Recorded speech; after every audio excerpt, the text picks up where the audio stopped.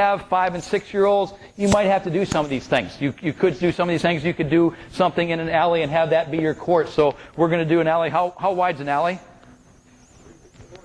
4.5, right? Who said 3? 4.5 feet. So, Tony, we're going to roll balls back and forth, and we can do the other throwdown line. We can be sideways, but the ball can't cross the line, Tony. Here we go. So it can't cross the line. So we can do this, but if we had a small net, we could do something that maybe the net is a foot high. And we're in the same area, and we're just doing this. We're just trying to just tap the balls over a net. And again,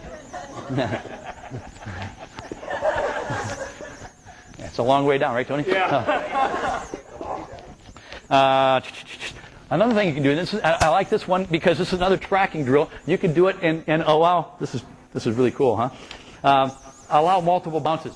So this time, Tony, I will challenge you. We're going to go over this line, and I'm going to call out the number of bounces that I want the ball to bounce before you can hit it back. And you can do the same thing, 1 or 2. Right? Okay? 2. 1. 1. 2. How many have done the bounce hit? Everybody know what I'm talking about? Yeah. Right? And this time, every time the ball bounces on the court, you know who came up with that one? Who? No. Tim Galloway did that. And he wrote a book about 20 years ago called The Inner Game of Tennis. And he talked about the bounce hit. And it works. This is unbelievable. It works, especially because if kids can't time it and the rhythm's wrong. So every time the ball bounces, you're going to say bounce, Tony. Bounce, hit. Bounce, hit. Bounce, hit. Bounce, hit. Bounce, hit. And what do kids do that don't have the right rhythm? They can't do it. They can't. They're going like this. Bounce, hit. Hit, bounce. Bounce, hit. Okay. They don't. But the more they do it, the more and they start to time it, they get that. So there's another one you can do. You can also do the toss, hit, and catch. And I like to do this one where you're tossing and Tony's hitting and I'm catching. Right? We want to get kids, and when we get into the games, we want to have kids be able to toss balls out there to start a game. Right? So this is nothing more than a toss, bounce, hit, and catch.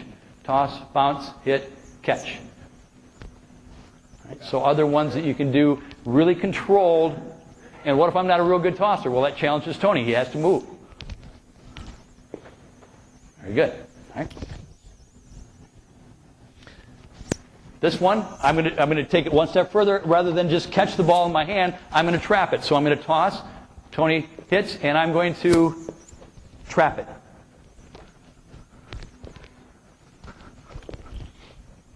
We've had a lot of high-performance coaches. They said your trap in the RCW is the most important thing that I've seen. We don't do that. And they're doing it even with their better players because they get sloppy. They get that sloppy hitting area. And then one of my favorite ones is the lobster trap. Tony got the lobster thing going here. So this time I'm going to toss him a ball. He's going to trap it, and then he's going to turn and he's going to hit it either with his left side or his right side, depending on where I toss the ball.